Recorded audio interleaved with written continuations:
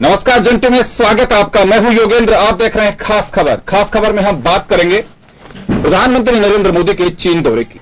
2 दिवसीय दौरे पर प्रधानमंत्री नरेंद्र मोदी चीन और पहले दौर की वार्ता भी हुई है। वार्ता के नरेंद्र मोदी ने और शी जिनपिंग दोनों ने कहा कि काफी सकारात्मक इसके पहलू देखे जाने चाहिए। वहां के मीडिया ने भी कहा है कि एक नई युग का सूत्रपात होगा।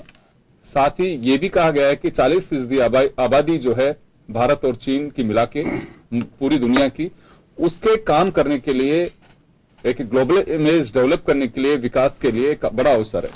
चलिए हम इसी को लेकर के चर्चा करेंगे। अभी हम आपको पहले मजमून हमारा दिखाएंगे और उसके बाद हम चर्चा करेंगे। हमारे साथ डॉक्टर करोड़ सिंह जी हैं जो अंतर्राष्ट्रीय मामलों के जानकार हैं। करमवीर सिंह जी हमारे साथ हैं जो अंतर्राष्ट्रीय मामलों के जानकार हैं। वरिष्ठ पत्रकार और समीक्षक सोम सैनी साहब हमारे साथ में हैं।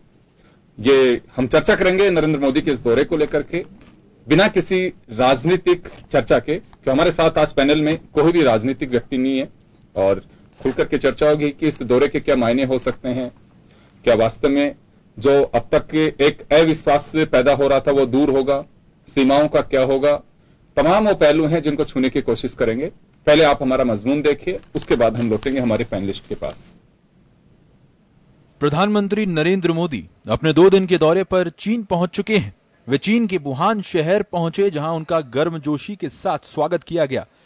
ये मोदी का चौथा चाइना दौरा है। इस दौरे को डोकलाम विवाद के बाद आई दूरियां कम करने की कोशिश के रूप में देखा जा रहा है। पिछले साल जून में डोकलाम विवाद हुआ। 72 दिन तक दोनों देशों की सेनाएं आमने सामने रहीं। सितंबर में यह विवाद खत्म होने का दावा किया गया। हालांकि इस पर अब भी तनातनी जारी है। माना जा रहा है कि मोदी इसे दूर करने की कोशिश करेंगे।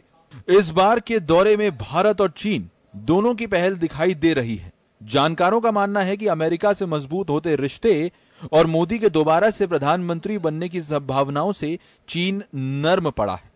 चीन मोदी और ट्रंप की बढ़ती नजदीकियों को भारत से अपने कारोबारी रिश्तों के लिए खतरा मानता रहा है। ऐसे में वो इस मुद्दे पर भी कोई अहम फैसला कर सकता है। इधर भारत के रुख में भी चाइना को लेकर बदलाव आया है। मोदी जानते हैं कि आर्थिक तौर पर चाइना का कद काफी बड़ा है और ऐसे में चाइना को नकारा नहीं जा सकता। भारत रीसेट चाइना की पॉलिसी की ओर बढ़ रहा है। शी जिनपिंग इस दौरे में मोदी से OROB प्रोजेक्ट पर भी बात कर सकते हैं, क्योंकि चाइना चाहता है कि भारत OROB प्रोजेक्ट पर अपना नजरिया बदले। इसके अलावा चाइना तिब्बत और दलाई लामा पर भारत की नीति में बदलाव चाहता है। इधर भारत को भी चीन की जरूरत है। भारत जानता है कि चीन उससे ज्यादा ताकतवर है। आर्थिक रूप पर चीन अपना दबदबा कायम कर चुका है। वहीं शी जिनपिंग को जीवन भर के लिए राष्ट्रपति चुन लिया गया है। इसलिए मोदी ये समझते हैं कि जिनपिंग से बात करने के अलावा और कोई विकल्प नहीं है। ब्यूरो रिपोर्ट, जन टीवी न्यूज।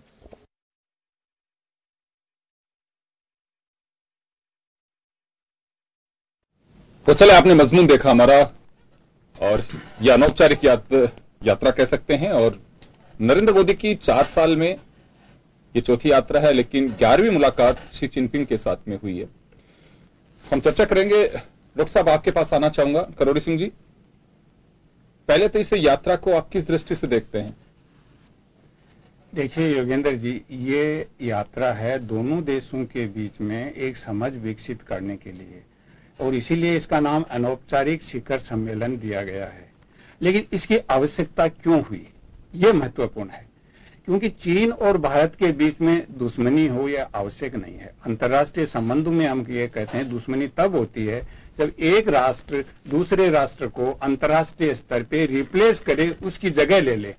भारत निकट भविष्य में कहीं भी चीन की जगह नहीं ले सकता।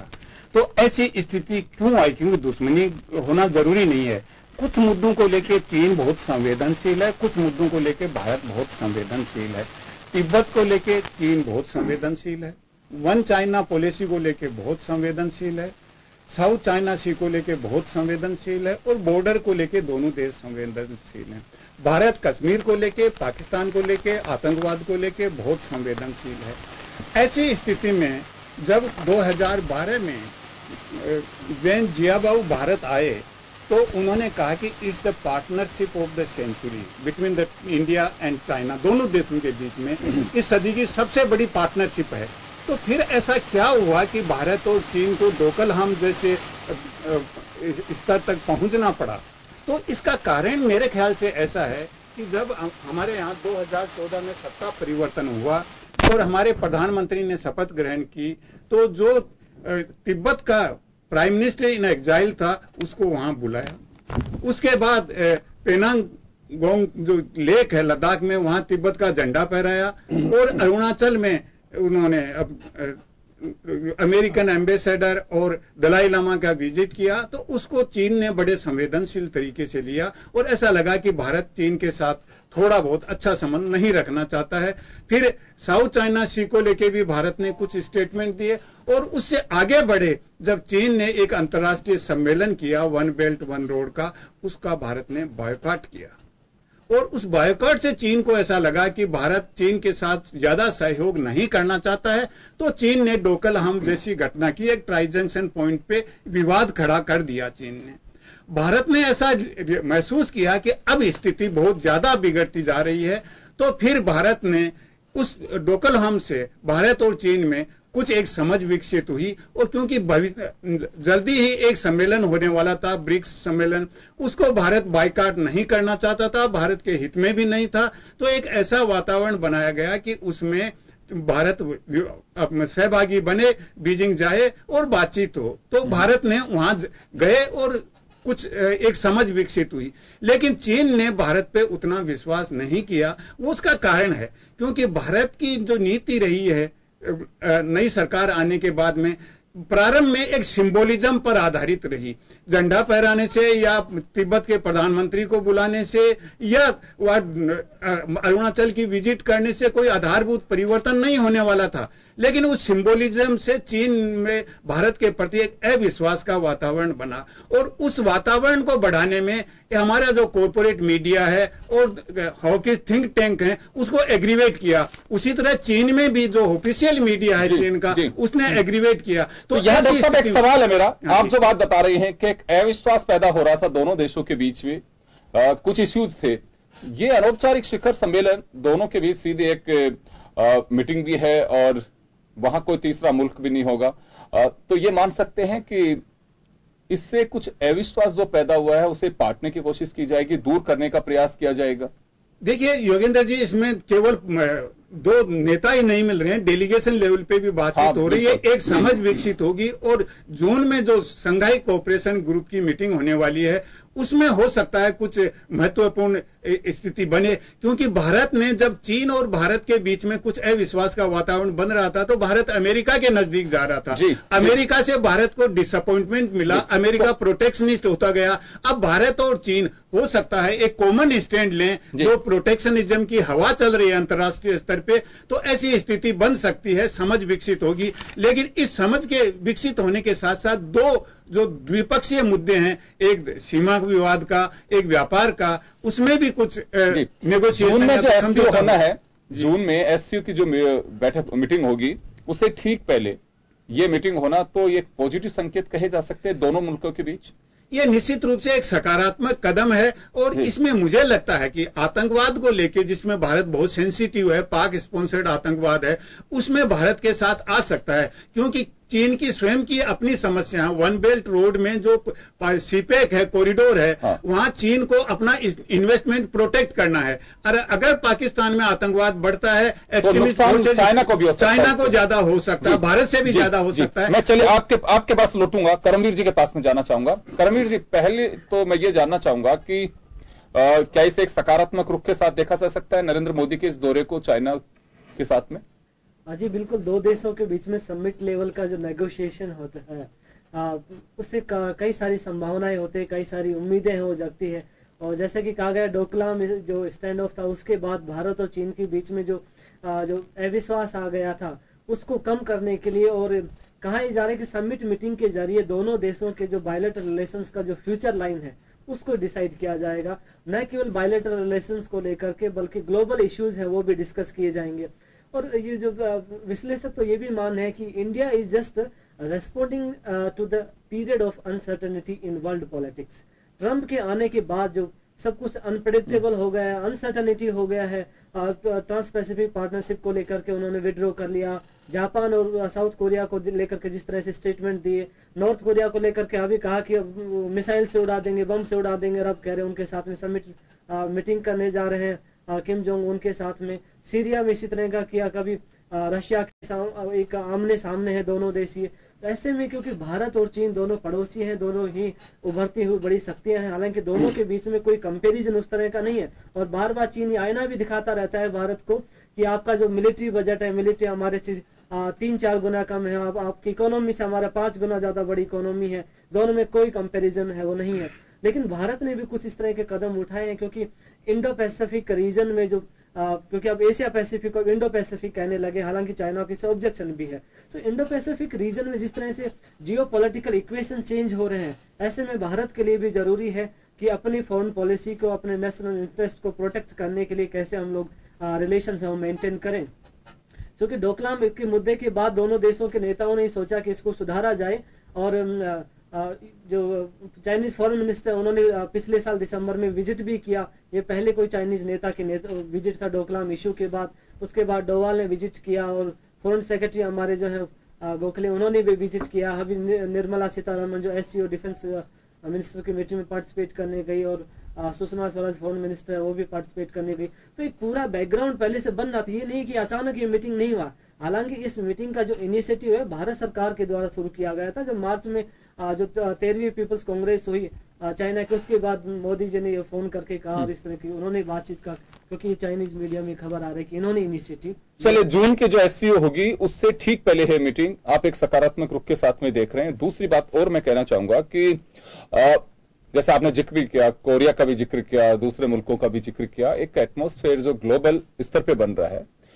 भारत और चीन की अगर चर्चा करते हैं आपस में, तो एक ये माना जा सकता है कि क्योंकि दोनों की डिपेंडेंसी पे, अगर वो बड़ा प्रोडक्शन हाउस है तो यहाँ कंज्यूमर जो मार्केट है वो इंडिया है, तो चाइना भी इस बात को समझता हुआ, क्योंकि मैं कहीं पे पढ़ रहा था कि दोनों ही देशों के व्यापारी जो है वो एक बहुत बड़े एम्प्लॉयर होते हैं किसी भी मुल्क के लिए, और बेरोजगारी की समस्या चाइना में भी है। ऐसा नहीं कि वहां पे भी बिल्कुल लोगों को 4-4 रोजगार मिल रहे हो।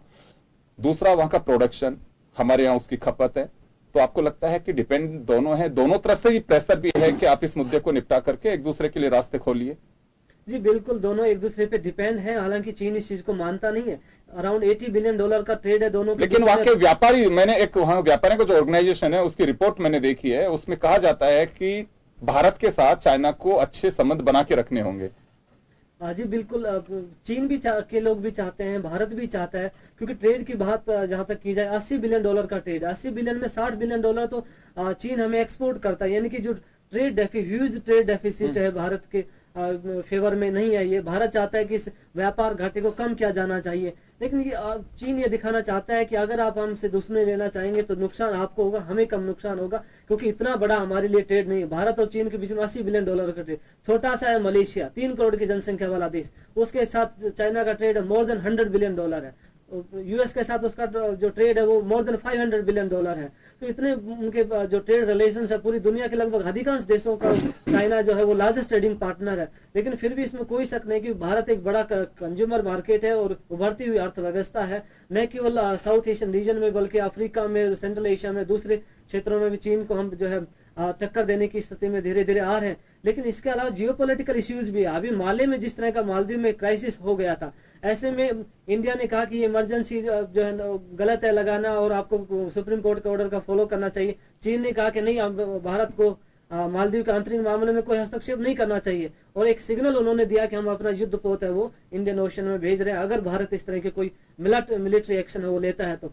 सो डोकलाम इश्यू के बाद भी दोनों देशों में तनातनी है, ऐसा नहीं है कि सब मामले बिल्कुल सुलझ गए हैं, लेकिन दोनों के ये हित में है कि जिस तरह से वर्ल्ड में एक अनसर्टेनिटी है, ट्रंप की पॉलिसी को लेकर अनसर्टेनिटी, और अभी चाइना में चाइना और अमेरिका में जो ट्रेड वॉर चल रहा है, ऐसे में तो कहा जाता है कि चाइना जब भी प्रेशर में होता है अपने नेबरिंग कंट्री के साथ में अच्छे रिलेशन करने की कोशिश करता है। जापान के साथ उसने ये पहल किया है, अभी करे, दोनों देशों के फॉरेन मिनिस्टर के जो विजिट एक्सचेंज हुआ, और ये भी एक इंपॉर्टेंट डेवलपमेंट देखने को मिला। दूसरा नॉर्थ कोरिया और साउथ कोरिया में जिस तरह से इश्यू चला, तो साउथ कोरिया के साथ भी इनके जो रिलेशन है वो ठीक करने की कोशिश कर रहा है। तो चाइना भी नहीं चाहता कि अपने पड़ोसी देशों को नाराज किया जाए, और जिस तरह से चाइना में जो एक कलेक्टिव लीडरशिप से यूनिलेटरल लीडरशिप की ओर जब उन्होंने मूव किया है, ऐसी परिस्थितियों में चीन चाहता है कि अपने पड़ोसी देशों का भी विश्वास जीते और कनेक्टिविटी। चलिए, तो ये कहा जा सकता है कि नरेंद्र मोदी की एससीओ की बैठक से ठीक पहले चाइना की यात्रा काफी सुखद कही जा सकती है, एक सकारात्मक रुख की यात्रा कही जा सकती है। लेकिन सबसे बड़ा जो सवाल है वो यही आता है कि डोकलाम हो या दूसरे इश्यूज हो, उनको लेकर के क्या होगा। क्या सेनाएं जो 70 दिन से अभी विवाद चल रहा है डोकलाम में, दोनों तरफ की सेनाएं हैं वहां पे, और इस बीच ये मीटिंग हुई है, क्या कुछ हल निकल पाएगा या फिर कहें कि कुछ भरोसा जो है टूटता दिखाई दे रहा था, अविश्वास पैदा हो रहा था, कई इश्यूज हैं उसमें, क्या वो दूर हो पाएगा, ये एक बड़ा सवाल है। चलिए, ओम सैनी साहब हमारे साथ में। ओम जी, पहले तो मैं चाहूंगा कि इस यात्रा को आप कैसे देखते हैं? देखिए, सबसे पहले तो मैं ये बता दूं कि जब हम लोग चाइना के संबंध में बात करते हैं तो एक बात याद रखिए कि वहाँ की बेरोजगारी या वहाँ की गरीबी का सिलसिला कॉन्स्टिट्यूशनली सोल्व किया हुआ है, उसके लिए वो प्रॉब्लम नहीं है। ठीक विपरीत हमारे मुल्क में हम जो देखते हैं, हमारे कॉन्स्टिट्यूशन में जो कुछ गारंटीज दी हुई है उनके बारे में हमारे यहाँ कोई उस तरह की बात ही नहीं होती जिस तरीके से वहाँ हो रही है। दूसरा, एक बहुत गंदी आदत पड़ गई थी हमारे विदेश नीति के प्रचारकों में, खासतौर से वर्तमान प्रधानमंत्री की, जिस तरीके से वो लोगों के साथ में मिल रहे थे और एक आभास होता था कि शायद हमारा पूरी दुनिया में एक दबदबा कायम हो रहा है। मुझे लग रहा है कि चीन के साथ में जैसी मुलाकात आज उनकी हुई है, चीन में वो उस तरीके की झप्पी नहीं ले सके जिस तरीके की बाकी जगह लेते रहे। बहुत कोशिश के बावजूद, खींचने के बावजूद, मैं बॉडी लैंग्वेज देख रहा था आज बड़े गौर से, और चैनल्स पे तो नहीं, लेकिन अल जजीरा पे सारी चीजें बड़ी डिटेल दिखाई जा रही थी। उन्होंने बहुत कोशिश की कि उनका हाथ जो हिल रहा है, हाथ जो मिल रहा है, गले भी मिल जाए, लेकिन चीन के जो नेता थे उन्होंने उस पर वो कुछ नहीं, वो गंभीर होकर के उन सब चीजों पे फैसला करना चाहते हैं जो दोनों देश देख रहे हैं, और उस पर कोई भी हंसी मजाक या ठट्टा या उसको इस्तेमाल करने के लिए कि आप अपने मुल्क में उसका इस्तेमाल कर सकें, ऐसा चांस भी नहीं दिया। तो इस बार बड़ी गंभीर बात हो रही है कि हमारे प्रधानमंत्री को उन सारी बातों पर चर्चा करनी पड़ेगी, फैसले लेने पड़ेंगे। जो लोग साथ में गए हैं उनको भी गंभीरता पूर्वक सारा करना पड़ेगा, और जो मीडिया एक हवा बना देता है वो वाला सिलसिला इस बार नहीं होगा। मुझे उम्मीद है कि ये मुलाकातें कुछ ज्यादा असर दिखाएंगी, और दोनों देश एक दूसरे को पहचानते हैं, और हम भी पहचानते हैं चीन क्या है और चीन भी पहचानता है कि हम क्या हैं। ऐसी स्थिति में कोई झांसेबाजी का सिलसिला नहीं चलेगा, और ये विदेश नीति के लिए बड़ी अच्छी बात है। और हमारे नेताओं को और देश को सोचना पड़ेगा कि चीन के साथ में हमें ताल्लुक बनाने में किस तरीके से पेश आना चाहिए। चलिए, वो ऐसा शहर वुहान जिसको चुना गया है कि कम्युनिस्ट पार्टी के संस्थापक माओ सेंग की वो जगह है जहां जन्मस्थली है, वहां इस शहर को चुना गया है। वहां पे पिछले दिनों फ्रांस और ब्रिटेन के प्रधानमंत्री भी शी जिनपिंग से वहां पे मुलाकात कर चुके हैं। नरेंद्र मोदी के लिए भी उसी शहर को चुना गया है। बताया जाता है कि काफी शांति प्रिय है, और दूसरी तरफ यह भी कहा जाता है कि मध्य में है, वो मध्य चाइना का पार्ट है वो, जैसे कि यहाँ पे नागपुर है उस तरह से उसे कहा जाता है। नागपुर का जब यहाँ कोट किया जाता है मीडिया के जरिए तो दो चीजें सामने आती हैं, खासकर विचारधारा को लेकर के, क्योंकि कम्युनिस्ट पार्टी का वो एक आइडियोलॉजिकल सेंटर भी कहा जा सकता है, जैसे कि वर्तमान सरकार का नागपुर। एक ये भी बात सामने निकल करके आती है कि मध्य कंट्री के हार्ट को जिस तरह से बताया जाता है कि वुहान चाइना का दिल भी है, और दिल के पास जब पहुंचते हैं तो करीबी रिश्ते भी बनते हैं। ऐतिहासिक स्वागत भी नरेंद्र मोदी का किया गया है वहां पे। नरेंद्र मोदी ने 19 में आमंत्रित भी किया है। चलिए, मैं डॉक्टर साहब आपके पास में आना चाहूंगा, और वुहान को जो चुना है इसका कोई विशेष कारण हो सकता है? देखिए, ये जैसा कि मैं ओम जी ने बताया, उस बात को आगे बढ़ाऊं कि आज स्थिति भारत और चीन के संबंधों में ऐसी आ गई है कि एक सिंबोलिज्म से आगे बढ़ के सब्सटेंस पे आना पड़ेगा, सीरियसली बात करनी पड़ेगी। स्थान की सिंबॉलिक इंपॉर्टेंस हो सकती है, सब्सटेंटिव नहीं है जी। सब्सटेंटिव ये है कि आज की स्थिति में चीन और शी जिनपिंग एक स्ट्रॉन्ग पोजीशन में उभर के सामने आए हैं। भारत की स्थिति कुछ कमजोर है, क्योंकि 2014 में चीन की इकोनॉमी कुछ गड़बड़ थी, अब रिकवर कर रही है चीन की economy. Xi Jinping politically constitutionally एक स्ट्रॉन्ग लीडर बन गए हैं चीन में। हमारे यहाँ 2019 में चुनाव होना है, मैंडेट लेना है। हमारी इकोनॉमी बहुत से कारण हो सकते हैं, उसमें डिमोनेटाइजेशन, जीएसटी, उससे थोड़ी सी कमजोर हुई है। अंतर्राष्ट्रीय स्तर पे हमारी स्थिति बहुत ज्यादा मजबूत नहीं हो पाई है, क्योंकि हमें पहले ये लग रहा था कि भारत, इजराइल अमेरिका मिलके चीन को किसी न किसी रूप में कर्टेल करेंगे। लेकिन हमने ये शायद भारत ने एहसास किया कि हम चीन को कर्टेल नहीं कर सकते, तो ये जो भारत की पोजीशन है आज की स्थिति में अंतर्राष्ट्रीय संदर्भ में लेके थोड़ी सी वीक पोजीशन से हम चाइना की तरफ जा रहे हैं, चाइना एक स्ट्रॉन्ग पोजीशन से आ रहा है। तो ऐसी स्थिति में मुझे नहीं लगता कि एक स्थान का कोई बहुत ज्यादा महत्वपूर्ण है, सिंबॉलिक इंपॉर्टेंस हो सकती है, मीडिया की एक न्यूज हो सकती है, लेकिन इसका जो नीति है उनमें कोई ज्यादा असर नहीं पड़ने वाला है, क्योंकि अब जैसा ओम जी ने कहा कि अब आपको सब्सटेंस पे आना पड़ेगा, सीरियस होना पड़ेगा, क्योंकि इसके लिए मुझे लगता है कि भारत ने तैयारी जरूर की है। जैसा करमवीर जी ने बताया कि हमारे प्रधानमंत्री, विदेश मंत्री भी वहां गई, हमारी रक्षा मंत्री भी गई, उससे पहले डेलीगेशन भी गए, तो एक तैयारी तो की है। और इससे एक सवाल है सर मेरा कि जिस तरह से गुजरात आए थे शी जिनपिंग और प्रधानमंत्री बनने के बाद में, और प्रोटोकॉल तोड़ करके नरेंद्र मोदी ने उनका स्वागत किया था, अभी भी चर्चा यही है कि शी ने वहां प्रोटोकॉल तोड़ करके और नरेंद्र मोदी को रिसीव किया है, तो ये क्या गर्मजोशी कह सकते हैं इसको? नहीं, देखिए ये लोकाचार की बातें हैं, ये दिखाने के लिए होते हैं, सिंबॉलिक चीजें हैं, सब्सटेंटिव कुछ नहीं है। चीन अपने हित को छोड़ के कुछ इश्यूज पे क्या भारत के नजदीक आएगा, क्या भारत अपने कुछ हितों को छोड़ के चीन के नजदीक जाएगा? क्योंकि जब नेगोशिएशन होता है, कोई समझौता होता है, तो गिव एंड टेक होता है, और गिव और टेक में देखिए ट्रेड को लेके या बॉर्डर को लेके मुझे नहीं लगता इस तरह का कुछ होगा। हाँ, चीन कुछ कंसेशन आपको दे सकता है, हो सकता है कि एनएसजी के मामले में कुछ आपको सपोर्ट दे दे, यूएनओ का रीस्ट्रक्चरिंग होना है, उसमें भारत के साथ चीन थोड़ा समझौता कर ले। भारत को ऐसा नहीं लगता कि सिक्योरिटी काउंसिल का मेंबर बनाएगा, मेंबर बनाएंगे तो थर्ड कैटेगरी निकाल सकते हैं, परमानेंट मेंबर भारत को बनाने में चीन समर्थन नहीं करेगा, और शायद अमेरिका भी नहीं चाहता कि P5 के लेवल पे भारत को रखा जाए। तो ऐसी स्थिति में चीन कुछ मामलों में भारत के साथ नजदीक आ सकता है, लेकिन जो कोर इश्यूज हैं, जो चीन का इंटरेस्ट है या भारत का है, उसको लेके अभी नियर फ्यूचर में कुछ नहीं होने वाला, मुझे नहीं लगता इस तरह का होगा। करमवीर जी, बॉडी लैंग्वेज का जिक्र किया अभी ओम सैनी साहब ने, और ये बात सही है कि जो खिलखिलाहट के साथ गले मिलकर के जो मिलने का एक तरीका नरेंद्र मोदी का होता है, वो अपनापन महसूस कराते हैं या करते हैं। यहां पे ये चीज नहीं है। वास्तव में कुछ बॉडी लैंग्वेज से हम अंदाजा लगा सकते हैं कि जिस दिशा में हम जा रहे हैं वो किस रेस्पेक्ट के साथ में चर्चा हो रही है, या फिर जैसे अभी डॉक्टर साहब ने कहा कि जगह कोई मायने नहीं रखती है, आपकी नियत में अगर काम करने की इच्छा ही नहीं है तो जगह क्या कर लेगी उसमें, और अगर करना है तो प्लेन में भी आपके एग्रीमेंट्स हो सकते हैं, उसमें भी सहमति बन सकती है। जी बिल्कुल, पहली बात मैं उस जगह के ऊपर आऊंगा। वुहान सिटी जो है वो चाइनीज मीडिया में कहा जा रहा है, क्योंकि वुहान सिटी है वो चाइना की जो टॉप 3 हैप्पीस्ट सिटी है, जो सबसे खुशहाल शहर है उसमें माना जाता है। कहा कि सबसे खुशहाल है, शांति प्रिय, दोनों देशों में जो टेंशन है उसको कम करने के लिए एक सहयोग का माहौल बनाने के लिए ये स्थान सबसे उपयुक्त हो सकता है। हालांकि बीजिंग भी हो सकता है, लेकिन ये चाइनीज मीडिया का एक अपना जस्टिफिकेशन है। दूसरा, जहां तक बॉडी लैंग्वेज की बात है, सिंगापुर के जो पूर्व प्रधानमंत्री ली कुआन यू, उन्होंने भी कहा शी जिनपिंग के बारे में कि उनको देख करके लगता है कि एक उनके अंदर जो एक लोहे का सा आवरण है, यानी कि अपना खुशी को, गम को वो सब अंदर घोट करके पी लेते हैं। ना उनका खुशी बाहर दिखता है, ना हंसते हैं, ना उस तरह का वो एक व्यवहार उनका है कि बहुत ही ओपन उनका। ओके, सो एक अंदर कहते हैं सब कुछ दबा के रखते हैं। सो एक इंडिविजुअल एक कैरेक्टर इस तरह का हो सकता है दोनों का, कि शी जिनपिंग उस तरह के चुटकुलेबाज और उस तरह के हंसी मजाक करने वाले नहीं हो।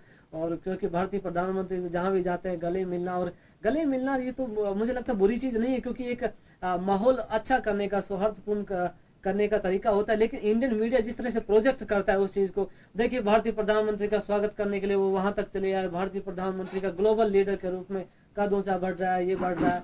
ओके, भारतीय प्रधानमंत्री का कद तब बढ़ेगा जब भारत का कद बढ़ेगा, जब भारत की इकोनॉमी डेवलप होगी, तब उनका कद बढ़ेगा। अब लेकिन जिस तरह से बात की जा रही है, जैसे कि प्रोफेसर करोड़ी सिंह जी ने भी ये बात कही है, क्योंकि ट्रंप को लेकर के ये कहा गया कि वाशिंगटन पोस्ट में एक आर्टिकल आज छपा, उसमें उन्होंने कहा है कि जो कि ट्रंप ने लिप सर्विस के अलावा कोई भी इस तरह का रीजन नहीं दिया कुछ जिससे कोई ऑप्टिमिस्टिक हो न्यू दिल्ली को, उसको कोई आशा जगे। ऐसे में न्यू दिल्ली के पास में कोई ऑप्शन नहीं बचा है चीन के साथ अपने संबंध सुधारने का, क्योंकि हमारा पड़ोसी देश है, उनके साथ हम तनाव में नहीं जी सकते हैं।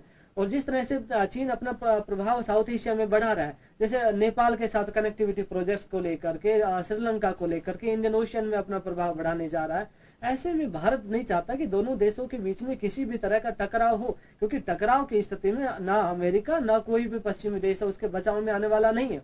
और हालांकि चीन भी उस तरह का टकराव नहीं चाहता है, वो भी चाहता है दोनों देश है वो शांति से रहे, क्योंकि चीन का इसमें मकसद ये है कि अपने जो कनेक्टिविटी प्रोजेक्ट है, जो बीआर उनका इनिशिएटिव है, बेल्ट एंड रोड इनिशिएटिव है, उसको प्रमोट करना चाहता है। जैसे एससीओ डिफेंस मिनिस्टर की अभी मीटिंग हुआ, उसमें जॉइंट स्टेटमेंट जारी किया गया, उसमें उन्होंने एक ही बात कही, peace and stability, peace and security इस तरह का हो रीजनल जो लेवल पे, ताकि जो कनेक्टिविटी प्रोजेक्ट्स है उनको आगे बढ़ाया जा सके, क्योंकि हमेशा अपना ही देख रहा है। लेकिन क्या भारतीय प्रधानमंत्री चीन के राष्ट्रपति को इस बात के लिए सहमत कर पाएंगे कि मसूद अजहर जो है वो एक आतंकवादी है, उस पर आप टेक्निकल होल्ड लंबे समय तक नहीं रख सकते, आपको भी अपनी नीति में बदलाव लाना पड़ेगा। दूसरा, एनएसजी मेंबरशिप को लेकर के क्या चीन भारत को आश्वासन दे पाएगा कि भारत की जो एस्पिरेशंस है, क्योंकि भारत जो अदर जो इस तरह के संगठन है, जैसे चाहे वो मैसनार ग्रुप हो, चाहे दूसरे जो मिसाइल टेक्नोलॉजी। जी, यहाँ एक बात मैं कहना चाहूंगा, अजहर मसूद की आपने बात कही है, अभी जैसे डॉक्टर साहब कह रहे थे कि ओआरओबी में क्योंकि बड़ा इंफ्रास्ट्रक्चर, बड़ा इन्वेस्टमेंट चाइना का है, वो भी चाहेगा कि पीस रहे वहां पे, क्योंकि चाइना का वहां पे पाकिस्तान आर्मी भी वहां पे जितनी डिप्लॉय की गई है, चाइना के भी एक यूनिट्स वहां लगाई हुई हैं, वहां के कुछ इश्यूज ऐसे हैं कि अगर सिक्योरिटी नहीं रहेगी तो बड़ी मुश्किल होगी, क्योंकि अमेरिका इसका टेस्ट चख चुका है, जो 9/11 की घटना है। क्योंकि अमेरिका के बारे में देखिए, दोहरी नीति का जिक्र हमेशा होता रहा है कि पाकिस्तान के आतंक को भी सींचता रहा है और दूसरी तरफ दोस्ती के हाथ भी बढ़ाता रहा है, जिसका खामियाजा अमेरिका को भी। आतंक का दंश कभी किसी को भी, आस्तीन का सांप कह सकते हैं उसे, कभी आपको भी डस सकता है। तो चाइना क्या इससे सबक लेते हुए कह सकता है कि अजहर मसूद हो, चाहे एक बार के लिए पॉलिसी मैटर्स के लिए चलिए कोई सपोर्ट नहीं करो, आज नहीं तो कल इन सपोलों पे कभी तो हाथ डालना ही होगा। जी बिल्कुल, क्योंकि चीन का जो China Pakistan economic corridor project है बलूचिस्तान में, उसको भी सिक्योरिटी प्रॉब्लम है। अभी चीन के जो 2 चाइनीज टीचर थे उनको मर्डर कर दिया गया बलूचिस्तान में। चाइना ने कहा नहीं, हमारे जो वर्कर्स वहां पर काम कर रहे हैं, हमारे जो लोग हैं उनका सिक्योरिटी बढ़ाया जाना चाहिए। ना खुशी जताई पाकिस्तान में, उन्होंने कहा कि आप अपने सिक्योरिटी वो टाइट कीजिए ताकि हमारे लोगों को इस तरह का प्रॉब्लम सामना नहीं करना पड़े। लेकिन आप दूसरा देखिए, कॉमनवेल्थ समिट में अब प्रधानमंत्री भाग लेने गए और मोदी जी ने वहां जाकर के कहा हमारे देश में आतंकवाद की फैक्ट्री है। इसके ऊपर जब चाइनीज मीडिया ने वहां के जो फॉरेन मिनिस्ट्री का जो स्पोक्स पर्सन है उससे कमेंट उन्होंने कहा कमेंट के लिए, तो उन्होंने कहा कि दुनिया के देशों को पाकिस्तान ने जो आतंकवाद के खिलाफ जो एफर्ट्स किए, जो इनिशिएटिव लिए हैं, उनको अप्रिशिएट करना चाहिए, उसको डिमोरलाइज नहीं करना चाहिए ना। अभी भी वो डायरेक्टली इनडायरेक्टली पाकिस्तान को सपोर्ट कर रहे हैं। और तीसरा पॉइंट, अफगानिस्तान में आप देख लीजिए, आगे अफगानिस्तान में जो हक्कानी नेटवर्क हो, तालिबान है, ये लोग आतंकवाद के गढ़, ये पाकिस्तान के साथ मिलकर के इस पूरे क्षेत्र में अशांति बनाए हुए हैं। ऐसे में लेकिन जो चीन है वो चाहता है कि तालिबान को भी बातचीत में शामिल किया जाए और तालिबान के साथ में इस तरह का एक करना चाहता है ताकि अपने जो इकोनॉमिक इंटरेस्ट है वो वहां पर उनको प्रोटेक्ट कर सके। और इसलिए अफगानिस्तान को भी शामिल ना करके और चीन और पाकिस्तान और रशिया मिलकर के इस तरह की मीटिंगें हो करने। मैं चले करमवीर जी आपको रोकना चाहूंगा, एक छोटे से ब्रेक के लिए रुकेंगे, ब्रेक के बाद हम वापस लौट रहे हैं इसी मुद्दे पर।